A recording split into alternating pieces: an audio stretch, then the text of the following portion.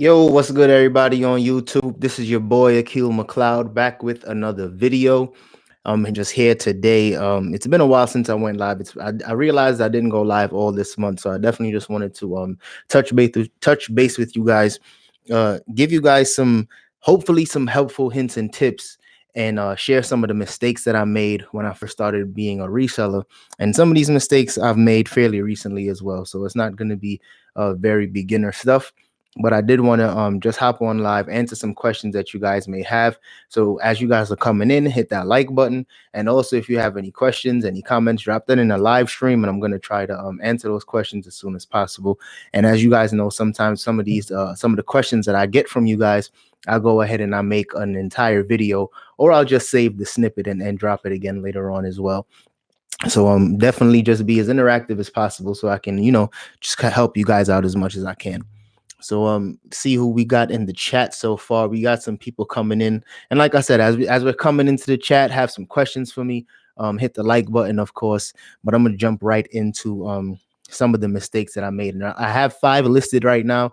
I probably made about 50 mistakes throughout this time period. So like I said, we'll just go in from there. Shout out to everybody that's in the chat right now. We got Mary Garland, Gorgeous. I like that. That's a dope name right there. Shout out to you, and I'll get to all the questions as soon as I start knocking out some of these mistakes.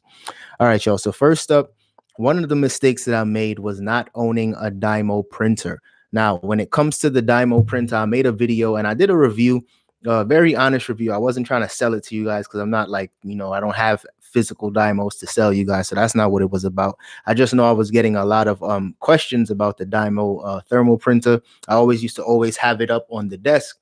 And then I realized I'm giving DYMO way too much free promotion in my videos. But at the end of the day, it is something that I use every single day. I use it for eBay and I use it for Poshmark. And it's one of those things that I realized once my inventory started to grow, I started to get a lot busier. Any time I can save was crucial. And before I had the thermal printer, I was actually using a regular inkjet printer. And with the regular inkjet printers, especially mine was like a Canon MG something. It was pretty old, but it was very, very slow. I would have to fold all of the corners and get some tape and tape up all the corners and stuff like that. And it would take me a lot longer to just ship out maybe 5 to 6 packages. It would probably add on an extra 20 minutes just to do those 5 or 6 packages. And I was just nervous about getting the DYMO because, of course, it's more expensive. It was about $200 at the time, and I didn't want to spend that extra money. So I was just trying to do what I can with what I had.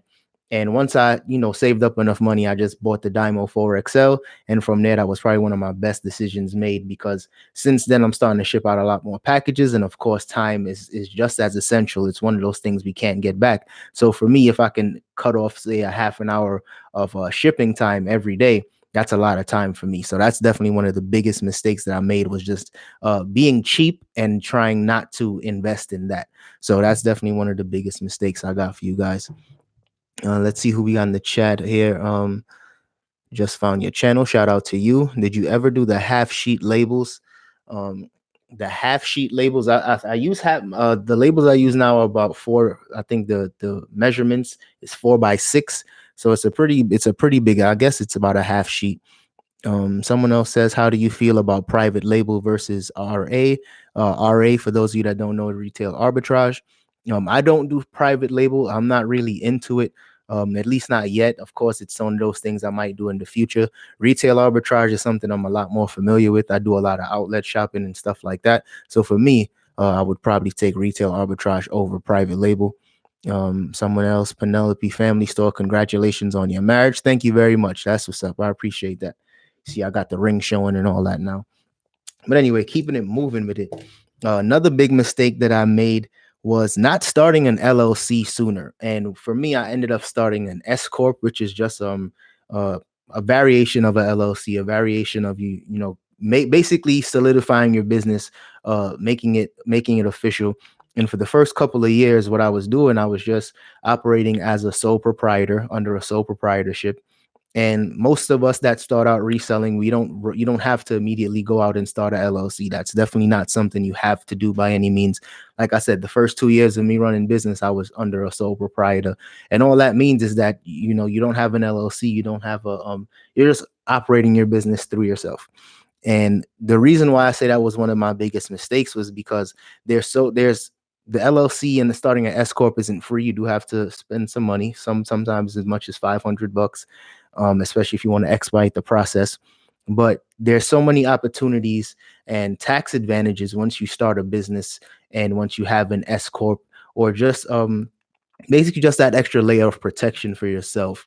And for me, it was just one of those things that I probably should have invested in a lot earlier. And one of those reasons being is that when it's time as resellers, of course, we might start off as a part-time gig. Some of us do this full time, and you might start off with the intentions of just doing it at a very small, very, very small level. But you never know, it might take off. You might start doing bigger and better things. And for me, I realized when it was time for me to start looking to buy a home, operating as a sole proprietor, that has its drawbacks in terms of of showing your income and stuff like that. So having the sole proprietor, having the S corp, kind of gave me the business aspect, and then separated the business from personal. So now I'm able to do a lot more having the S corp. And I'll do a completely other video kind of guiding you guys through that like that whole process, because some people on YouTube, they have S corps, they have LLCs, but I don't think a lot of people really talk about some of the differences and what the benefits of it are. So I'll go into full detail on that. But that's definitely one thing that I do want to that's definitely one of my biggest mistakes, I would say. Keeping it moving, go back into the chat, see what people are saying. Thank you for the info on ties. Just struck gold with Brioni. That's what's up. Brioni, for those you don't know, Brioni is one of those very high-end menswear brands, super expensive in the stores. They usually sell them in Neiman's, Nordstrom, places like that. I usually focus on ties. Sometimes I'll sell some shoes from them, pants and blazers. Though that's definitely a bolo, one of those brands to be on the lookout for. Very, very high end. I usually sell blazers and stuff for about 200 to 250, depending on the condition.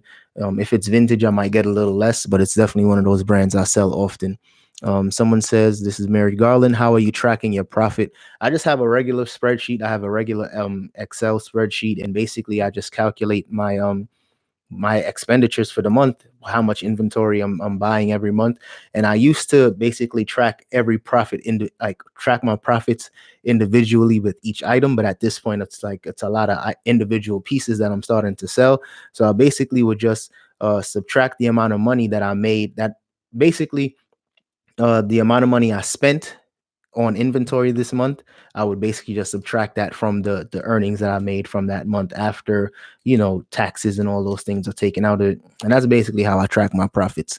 It's definitely not like a super intense or any super professional way of doing it. It's just something that I can easily track and just pass that on to the tax professional that handles some of my business stuff. Let's see. Moon Medusa, Brother QL500 is a cheaper model for anyone just starting out. I've seen older resellers on Instagram still using it, and it might be easier starting out. I saw one going as cheap as $50. Okay, that's what's up. The Brother QXL 500. That's definitely something I was not aware of. If you guys have that, drop that in the comment section. Let me know how good that is. I know I have no I haven't have no experience with it, but if you could get one that's cheaper than the DYMO, by all means, go for it, because at the end of the day, it's all you need is something to print out your labels. And if it can do it faster than a inkjet printer, go for it. Let's see. Hello, so glad I caught you live. That's what's up. Been watching your videos for some time now. There's been a lot of help. New to Poshmark. What are your worst items to sell on Poshmark? I don't really have a worst item to sell on Poshmark. Everything that I usually pick up usually does sell. But items that just don't sell as fast as it used to for me is like stuff like Lululemon. Patagonia doesn't sell as fast or as much as it used to. Those type of stuff don't move as fast. I might still pick it up if I can find it for a good deal. But for the most part, I don't necessarily have like a worst thing on Poshmark at this point. If you check out my closet, the link is in the description. I have I usually stick to some of the same brands that I put on Poshmark, and those are the ones that move. And some of the other more unique brands, I sell it on eBay.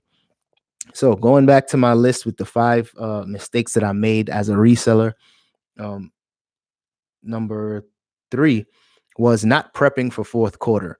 Now, when it comes to fourth quarter, when I first started out and I was on YouTube, I would see other resellers say fourth quarter is the time they made the most amount of money. Period. They would some sellers would go as far as taking the summer off and take that time to just source. They wouldn't even have their stores open, and they would just source like crazy and make the majority of their profits during the fourth quarter. Now, for me, I just thought that meant people shopped more during the fourth quarter, so I didn't necessarily need to prepare, and I would just expect the influx of sales coming in. Absolutely not true.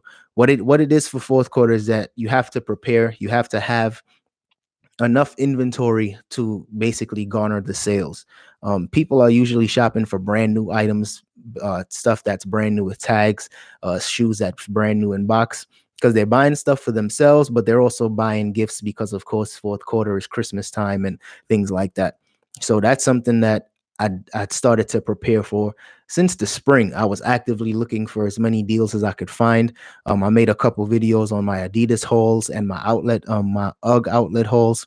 And I was just buying shoes by the bundles, like literally buying dozens of shoes every weekend just to prepare for the fourth quarter. And I wasn't even listing a lot of those stuff.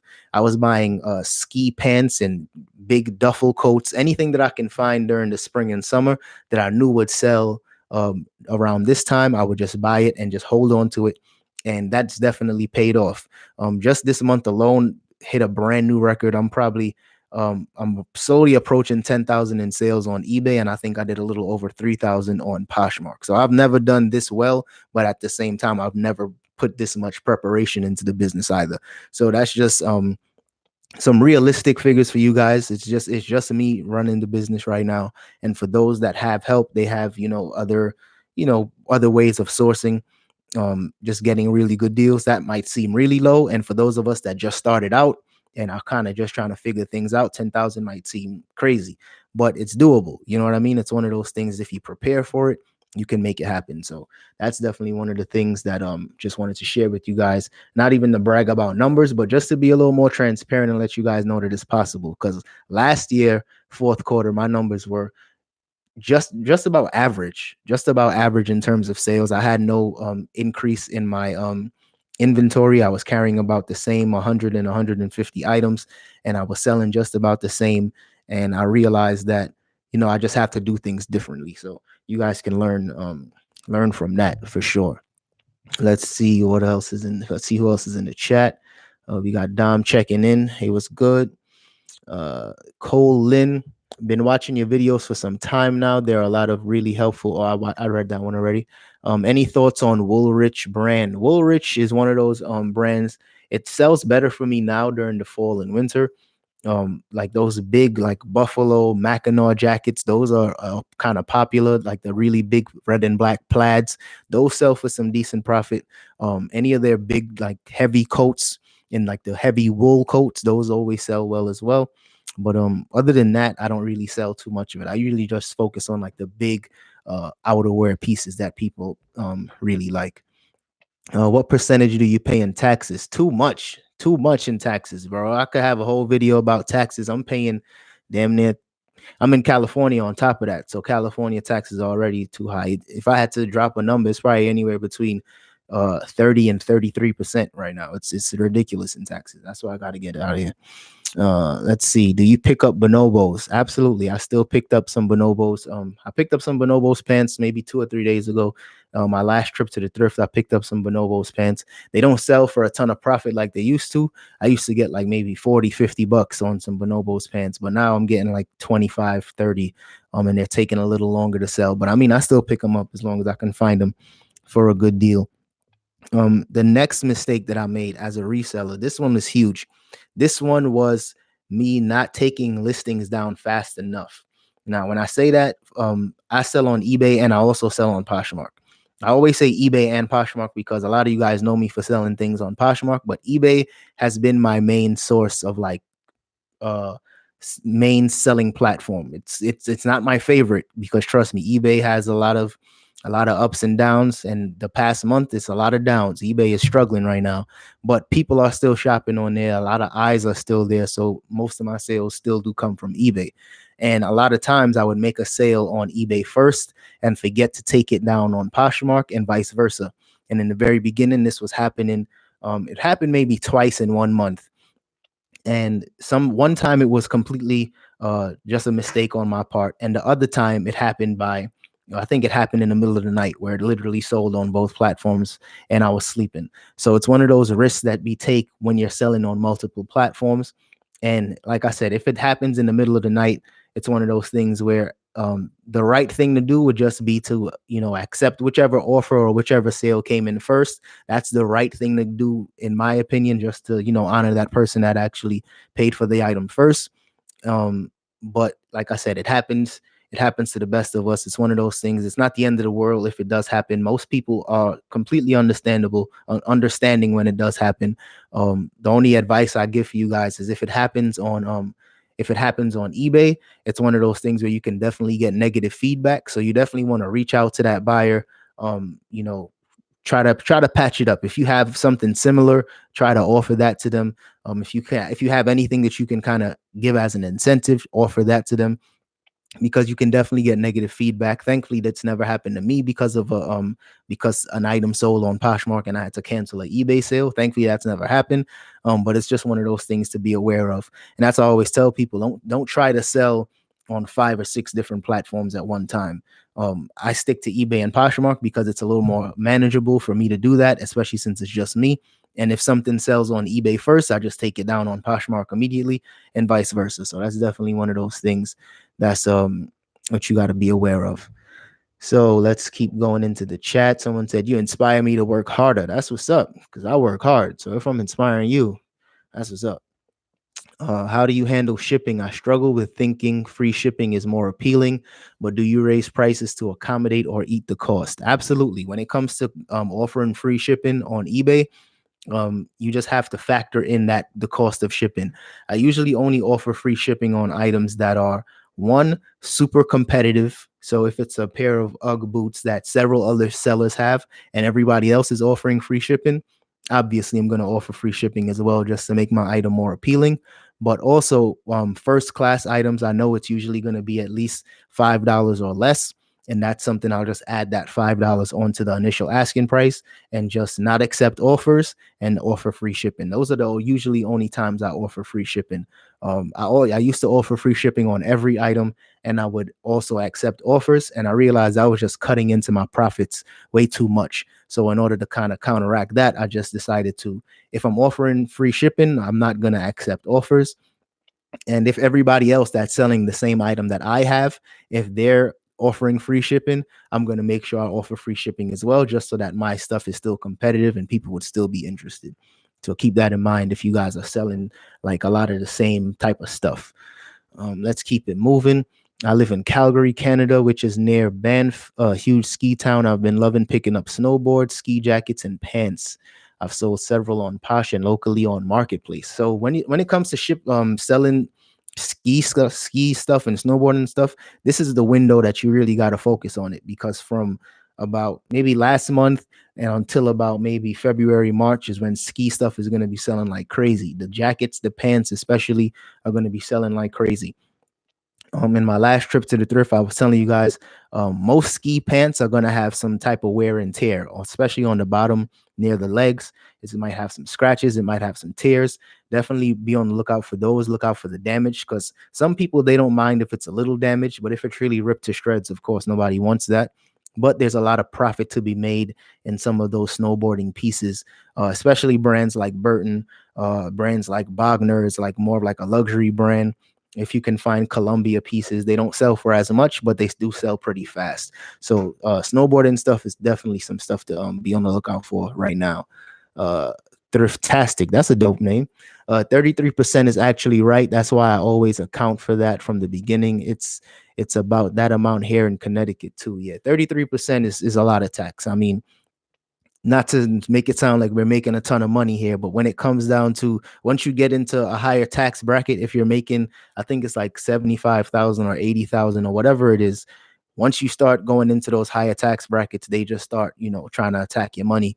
And that's one of the biggest reasons why I say it's so important to, have a LLC, have a S corp, have a C corp if your business is really big, just so you can separate your business from your personal assets and just make better decisions. I mean, you have to spend money to maintain a LLC, and you have to spend the money to actually create one. But in the long term, in terms of taxes, especially, I think it's super important, and it's necessary.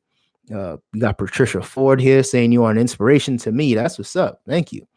What are you grossing a month per app? Per app, I'm probably doing, well, right now, like I said, the past couple of months, I'm doing about 10,000 on eBay, and Poshmark doing about 3,000, about 3,000, about 3,500 on Poshmark. Poshmark sales is something that I've been trying to like actively keep pushing. That's why I keep making videos about it, because I'm basically sharing my journey with you guys when it comes to Poshmark. I'm seeing the sales tend to slow down a little bit. Like, I'm not selling as fast as I was. And I think a big reason is I'm not selling a lot of those items that are like $20 and $25. I started to put more expensive pieces on Poshmark, and Poshmark buyers are really cheap. Like, I say it all the time. And I'm a Poshmark buyer myself, and I don't buy shit. So I know Poshmark buyers are cheap. So I know the higher end stuff will take a lot longer to sell. The lower end pieces sell a lot faster. I'm just not trying to focus on the lower end pieces as much. But like I said, depending on the next few months and depending on how I'm feeling, I might switch my model going back to some of those smaller profit pieces, because I always say smaller profits add up. If I can make $8 8 times a day with very minimal work, I'm going to do that all day long. So that's something to keep in mind. Let's see. Last but not least, just so I can finish this off and get to some of you guys' questions, the very last thing was not minding my own damn business. When it comes to reselling, you have to mind your own damn business. Let me say this again. One of the biggest mistakes I made as a reseller was not minding my own business.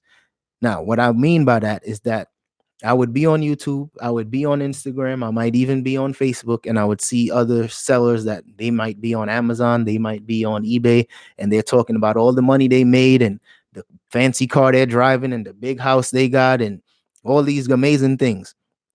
And it would make me not appreciate my own journey. It would make me not appreciate my own sales. And one thing that you always got to remember is that everybody's journey is different, and everybody's path is going to be basically everybody's background is different as well. Like, somebody's circumstance might be completely different from yours. You might have kids and a family and a wife and a demanding job, and you're trying to do this part-time, and you could find yourself comparing yourself to somebody that does this full-time. And that's where a lot of times people get messed up, and they get messed up in the head, and they become stagnant, and then they quit because they get down on themselves, and they're not doing as much as they should and just enjoying the journey. In the very beginning, of course, I was just looking at some of my older tax returns a few weeks ago. I was making peanuts, $200, $300 a month, just trying to figure things out, selling ties, selling, shoes that nobody wanted, just trying to figure things out. And I was finding myself trying to compare myself to people that was doing this for years. And I would get down on myself and saying, maybe this isn't worth it. Maybe I should try something else. But I tell you guys all the time, because I'm so stubborn and just, have that faith in myself and that that confidence in myself, I kept going. And now I'm able to say, okay, I've made X amount of money this month. But in the beginning, was making no money, just enough to pay, my phone bill, if that. But now, I've realized the importance of really just doubling down, paying attention to your own business, trusting the journey, and enjoying the process. Like, you have to enjoy making those small sales. You have to enjoy, just enjoy the fact that one day you might have made no sales and the next you made 10 sales. Those days happen all the time. And I try never to forget that, because, the longer you're doing it, the longer you're doing anything, you start to realize the trends, you start to realize what you're doing, what you're really good at, and the things you need working. And that's just one of the things that I think for all of us, we just gotta mind your own business. Don't compare yourself to others, and just stay on the grind, because as long as you stick with it, you'll be successful. So let me go back into the chat really quick. If you guys got questions, drop that in the comment section. I'm gonna get to it right now. So let's see. Thank you. Poshmark question: do you take part in sales/bundles? I've noticed quite a few 2 for type of posts, and I'm curious if it's worth it. A lot of the people that do those type of bundle deals where they're giving you like something free, I'm not gonna say 100%, but I'm thinking that they get a lot of stuff from the bins, the Goodwill bins. So they might be spending 50 cents to $1 for certain items. So it's nothing for them to kind of like add in something free. I don't shop at the bins. I usually get a lot of my stuff from Goodwills and garage sales and outlets. So for me, I can't afford to just give something away for free like that. But it's one of those things that if you have access to really cheap inventory, and your prices are fair, you can offer 2 for 1 type of deals and just move more products that way. For me, it doesn't necessarily work, but I've seen it work for some people. How many eBay listings do you have? This question's from Candy. I'm fluctuating right now between about 300. Like when once I get a bunch of inventory, I'm like fluctuating between 300, 350.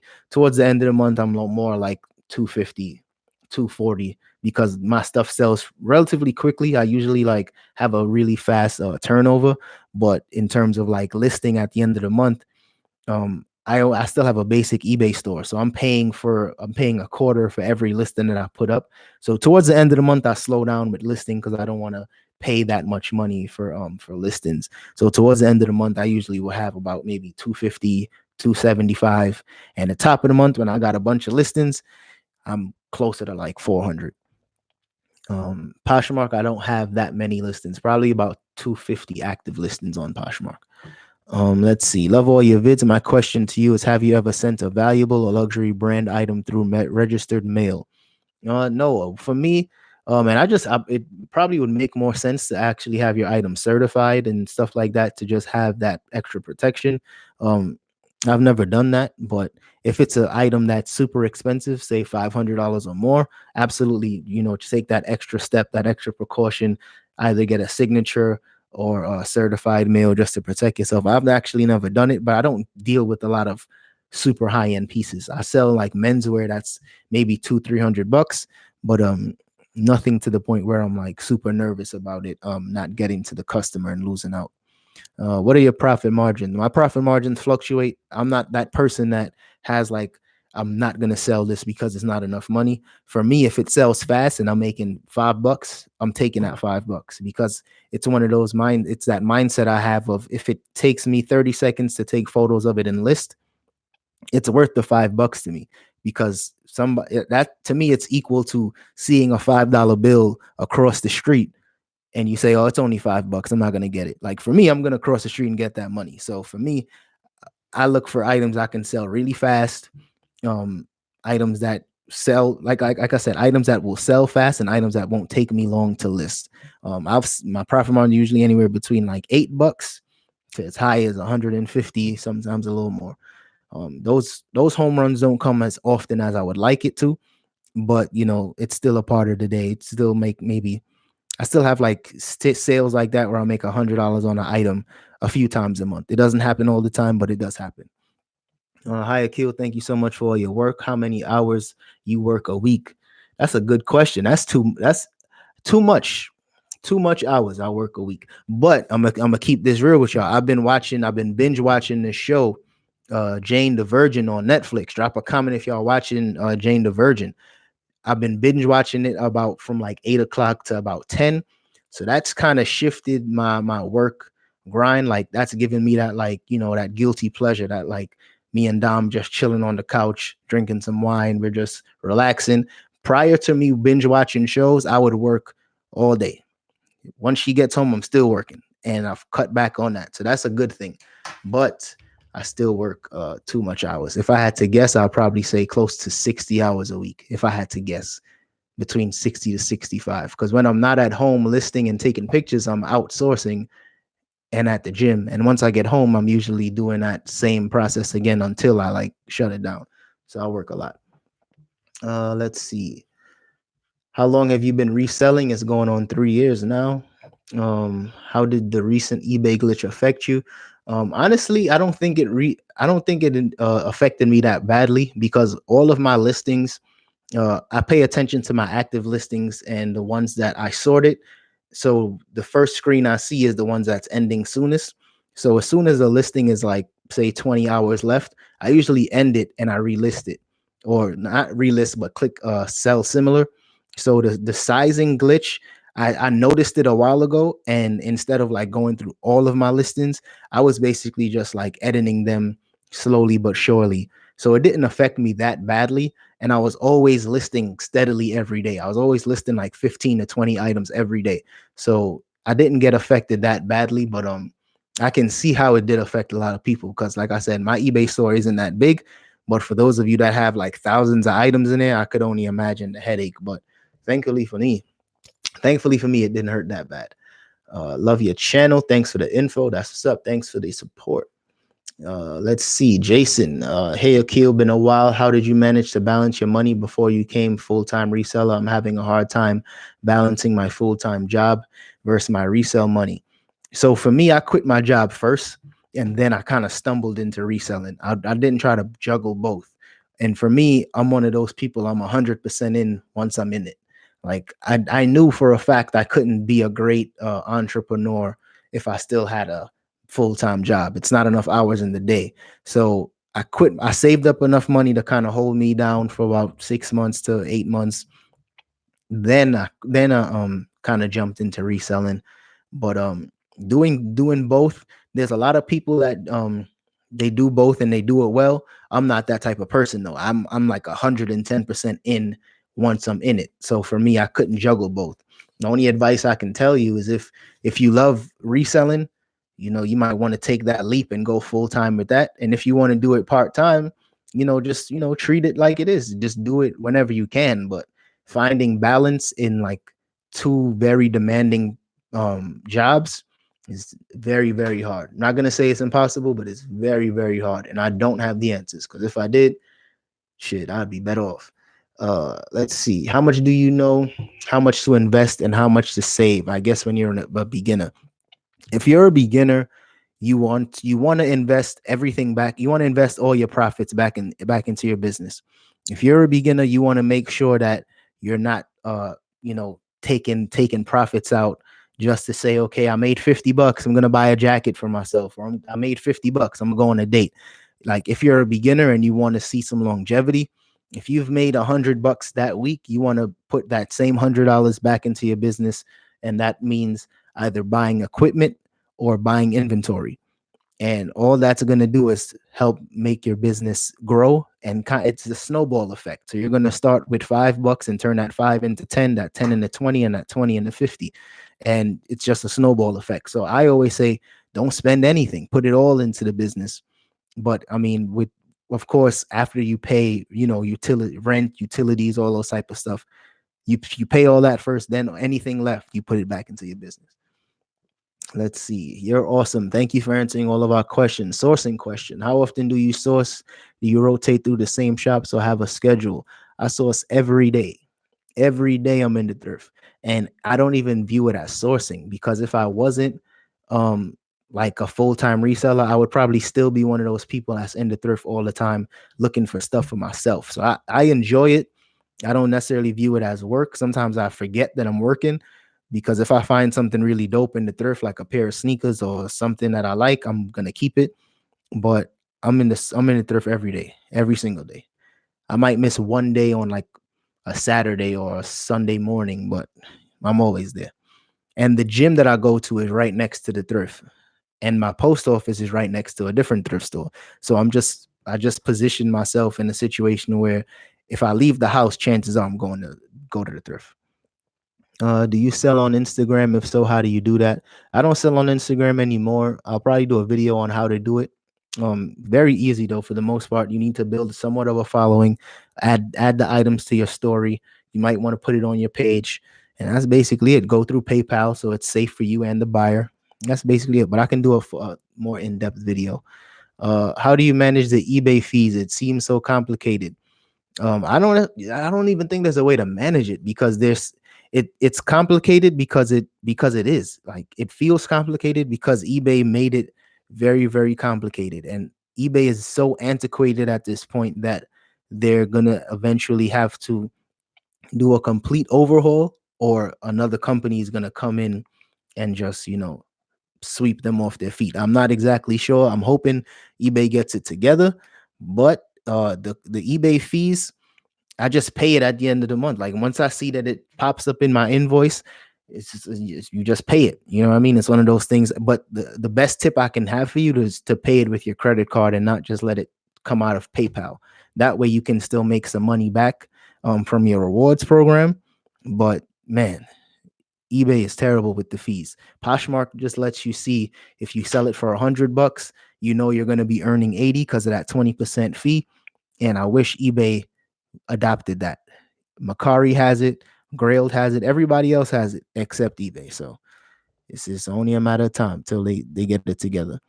Let's see. How do you manage the eBay fees? Got that one. Love how real you are. You don't just paint a pretty picture. You let us know the ups and downs. I mean, that's just me. Like, I wish it was always a pretty picture and I could come on here smiling and all that shit. But eBay is tough. Being an entrepreneur is tough, and it's one of those things where if anybody tells you, "Oh, let me show you how to make $1,000 overnight," it's so easy. That you can't believe that, because entrepreneurship is very, very difficult. It's very lonely, and I think the only reason why I've been able to succeed is because, one, I'm married now, so I have a partner, but two, like I said before, I'm very stubborn in something I'm doing. So if I start it, I'm always gonna like go through with it. I'm gonna follow through, and I'm gonna give it 110%. And not everybody has that characteristic. Some people, if something gets tough, they're gonna try to figure out how they can convince themselves to quit. And for me, I'm trying to convince myself, like, I'm just always optimistic. So I'm gonna just continue to see the bright side of it. But you need those characteristics in order to be successful. And not enough people talk about that part. So that's what I'm here for. Let's see. Kevin P. How do you stay motivated and focused working alone? I just went into that a little bit, my little soliloquy. But staying motivated for me is one of those things where motivation is fleeting. That's one of those things where if you got it going on for that day and you wake up, you having a really good morning, you feeling motivated, the next day you might feel completely unmotivated. So it's one of those things where I just try to take every day and just do the most I can every day. I don't ever say, I'll do that tomorrow. I'll do this tomorrow. It's one of those things where it's like, if I got the time and energy to do it today, I'm going to do it today, because the next day, not only is it not promised, but I might not feel like doing it tomorrow. Something else might come up and I'm unable to do it that next day. So I just try to like stay in the moment, try to knock out whatever I can that day and just do it like that, because I know for a fact motivation is very up and down. So by me knowing that, I just try to, if I'm motivated, do what I can. And if I'm not, don't even force myself. Let's see. Are you thinking of selling on FBA? Yeah, I got some stuff to sell on FBA. The problem is that I waited too long. So now a lot of the stuff I had that I was gonna ship out is gated. And I was trying to give like a big package so I could like increase my chances of making more sales. And a lot of the stuff, it wasn't gated before, but now it is. So it is what it is. I'll still ship out some stuff and then we'll try to do it that way. But I'm not like down on myself about Amazon, because Amazon, it's a lot of returns on there. They don't care about their sellers whatsoever. I know people talk about eBay, but Amazon is even worse. People make returns on Amazon. They'll buy the item. Excuse me. People on Amazon would buy the item, open it, break it, and return it. And you just have to accept it. And it's one of those things where it's just like, what do you do in a situation like that? And Amazon doesn't protect you. So it's really tough. But I still want to, at least put myself in a position to be successful on Amazon. So I'm gonna still give it a try, but I'm nervous about it, man. Drop a comment if you guys sell on Amazon and if you love it. Let's see. Do you ever change or update your workspace? No, my workspace is pretty much the same. I got these two computers right here. I got my DYMO scale, DYMO printer. Once I move, I might switch it up and y'all see a different environment. But for the most part, my workspace stays the same. I keep it clean. I make sure that everything I need is at an arm's reach. but Workspace, keep it simple. Don't lose nothing. I want to get on eBay so bad, but the fees are crazy and way too complicated. You're right. Poshmark, Macari, so easy. Yeah, and that's the thing. If you're seeing success on Poshmark and Macari, stick with it. Like stick with it, double down, and just make yourself even more successful. Um, if with eBay, it's not one of those things that I tell people you have to get on eBay, because if you're doing really well on a particular platform, just stick with that and just be, a master at that. How do you get the thrift store odor out of your clothing? A lot of times I might use Febreze, but I don't pick up stuff that has a smell, especially if it has a cigarette smell. I definitely don't pick it up because that's almost impossible to get out. But I try not to pick up stuff that has a smell, and if it does, I'll spray some Febreze and hang it up. But for the most part, I don't. I just avoid the smelly stuff. Thanks for the info. You are the best. Do you do promoted listings on eBay? Sorry if you have already answered this question. I do promoted listings. Since I watched that Rally Roots video and they were talking about if you have ad block on your system, if the person has ad block on their browser, promoted listings wasn't showing up. So since then, I kind of scaled back with promoted listings. I was promoting everything at 1%. Now I'm kind of being a little more selective, picking and choosing what I want to have promoted, and just kind of taking the time, because not only was I paying way too much fees by having everything promoted, but some items just did not necessarily need to be promoted. A lot of items, I was the only person with that item with that size. So why promote it if there's only one option? So I just put more effort into trying to study the competition instead of promoting everything. Let's see. I had no idea. Thank you for that. I always thought FBA is the way to go. That's the thing. FBA, if you have the inventory, if you have like the system set up where you're getting brand new stuff and people are, you can get it for cheap. I mean, it's an option, it's definitely something to dive into, but it's definitely not easy money. It's definitely not, oh, I'm going to buy a bunch of stuff and I'm going to ship it out and that's great.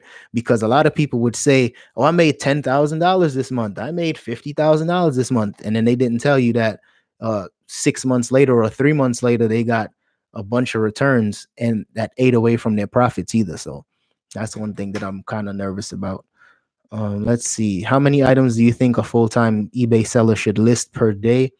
It really depends on the profit margins. If you're selling stuff and you're making $50 on one item that's being sold and you can sell 3 of those, that's great. That's $300+ a day. If you're selling very small profit stuff, you might need to sell about 20 to 25 pieces a day just to bring in some real money.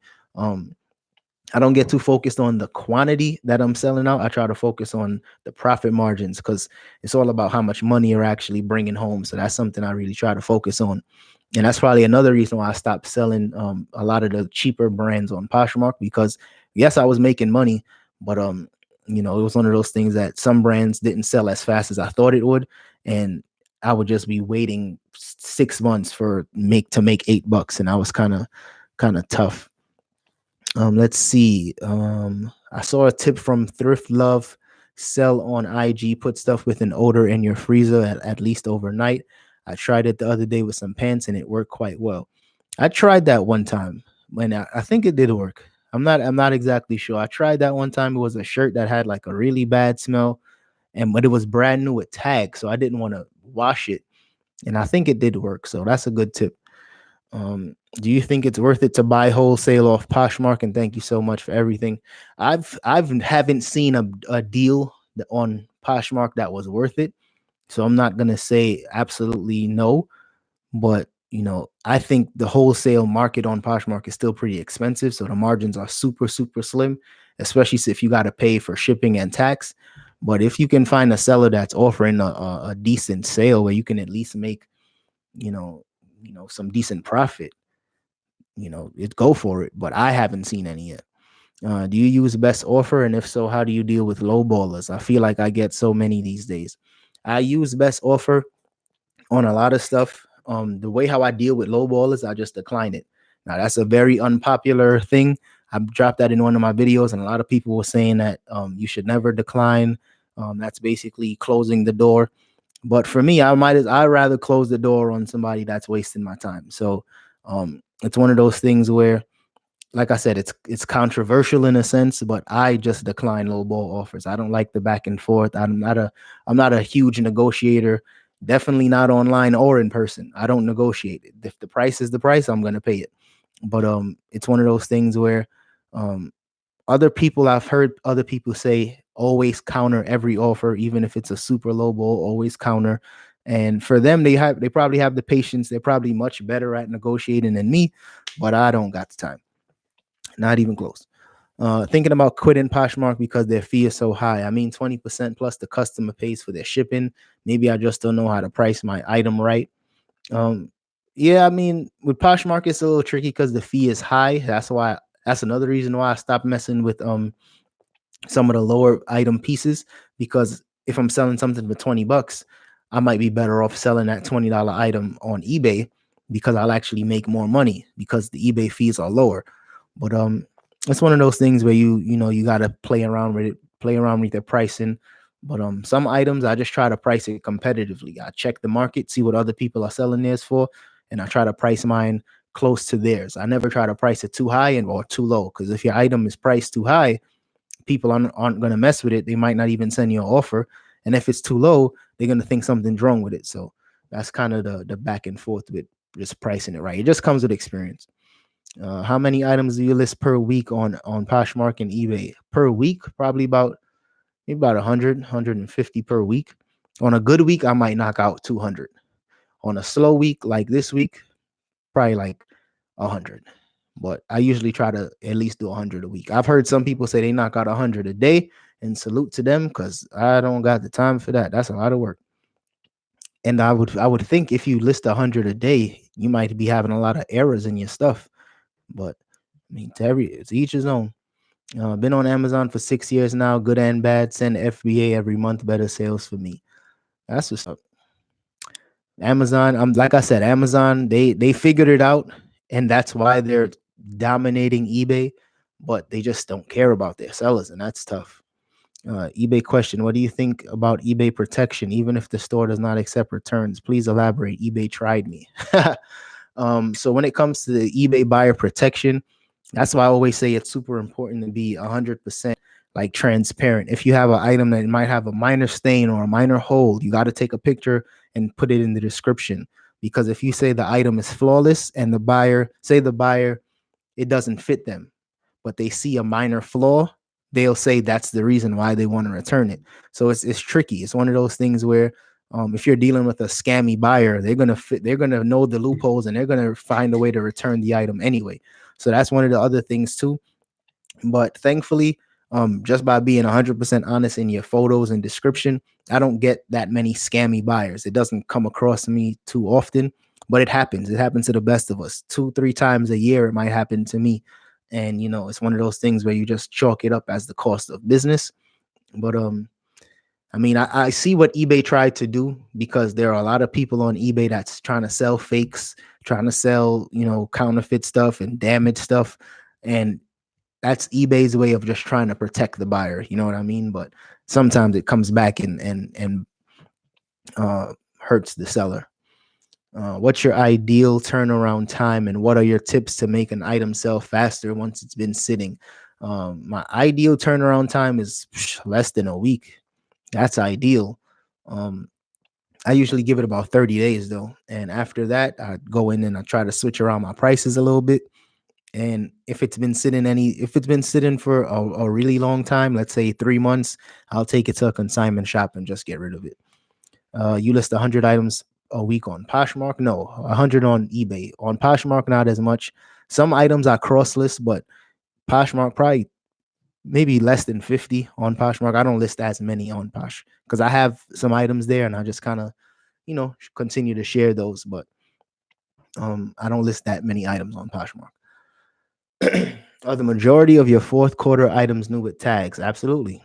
Absolutely. A lot of them are maybe 60, maybe 70% are brand new pieces. The used stuff was like the outerwear, the coats, the boots, some shoes are used, like the sneakers, the running shoes, those are all used. But the majority of my fourth quarter sales are brand new in box, brand new with tags. Mainly shoes, because that's what I like to sell. Let's see. We got 64 people. Hit the like button, y'all, if y'all are enjoying this video. One other thing I did want to tell you guys, I hit 10,000 subscribers sometime last week. So I definitely just wanted to thank everybody for the support. Hitting 10K is not as easy as it probably used to be a few years ago. So I definitely appreciate people subscribing to the channel. Hitting the like button, because all that type of stuff goes a long way. Dropping comments, just engaging, all that definitely helps the channel and helps more people see it. And I'm looking forward to just continue putting out more videos. If you guys got ideas for different types of videos or stuff you guys want to see, drop a comment, let me know, because I do want to start doing more business related content, not just reselling, because of course reselling is a huge part of the business model for me, but I just think I view myself more as an entrepreneur as opposed to just a reseller. So if you guys want to see more content like that, drop a comment, let me know. People are saying congrats. Thank you very much. Thank you. That's what's up. Thank you very much. We do have a couple other questions here as well. Do you share all day, every day on Poshmark? I used to share like 4 or 5 times a day. Now it's more like 2 or 3 times a day. But sharing is super important, so you got to do it. Do you sell a lot on Poshmark? How many a day and a week? A day, probably like 3 Poshmark sales a day. A week it fluctuates, but for the most part, on average, it's like 3 sales a day. Because one day I might sell nothing, and then the next day I might sell like 6. So it really just depends on how much I'm sharing, and it really depends too on the parties. Because men's style parties, I sell more because I'm sharing my closet like crazy the days that men's style parties are coming up. So I see more men's.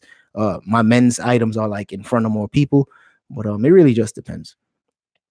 In an older video, you mentioned picking up lower end items when new with tags. Do you still do so, like a new with tags, H&M, Gap? Yeah, I still do that. I still pick up brand new with tags, mall brands. I still want to see a video of your trade-ins with Buffalo Exchange. Okay, I'm gonna do that. I'm gonna bring in my small camera, and I'm gonna show you guys what I bring to them, and I'm gonna try to film them on the low with it. I'm gonna bring that. Definitely do that. I'm sorry if you answered this before. Where do you get your newer tags items from? I remember the UGG outlets, but other than that, other than outlets where Ross, Burlington, Marshalls, not a ton of stuff from those places, because the ones in my area is pretty whack. They don't have a lot of good stuff, but I get a lot of stuff from Adidas outlet, Nike outlet, and UGG outlet. Places like Marshalls and Ross, I might be lucky to get like 6 sneakers in Marshalls, and I'll grab all 6. And I might go to Ross and get 3, and I'll grab the 3 of those. But I just don't. 1, I don't go there often enough, and 2, mine and the ones in my area just aren't that good. So that's why I don't go often, because they don't get the good stuff like Vapor Max and Air Max 270s and 720s. Like, I watch Hustler Hacks videos, and he'll go to Ross and Marshalls and find crazy stuff, and I go to Ross and Marshalls and I find sketches. So that's why I don't go. But thanks again, everybody, checking this video out. I'm gonna try to drop a video tomorrow for you guys as well. If you guys got any other questions, drop that in the comment section, and I'm gonna get to you guys. Oh, we got one last question. Okay, what do you think about ordering on bulk or liquidation? Never did either one. Just never found a deal that was worth it for me. Those websites, I'm not gonna say they're not worth it, because you might find a really good deal.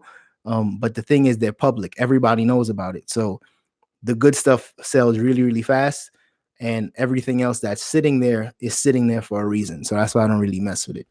But that's my take on those. But outside of that, just want to thank everybody for checking in. I'm gonna see y'all guys in the next one. Peace.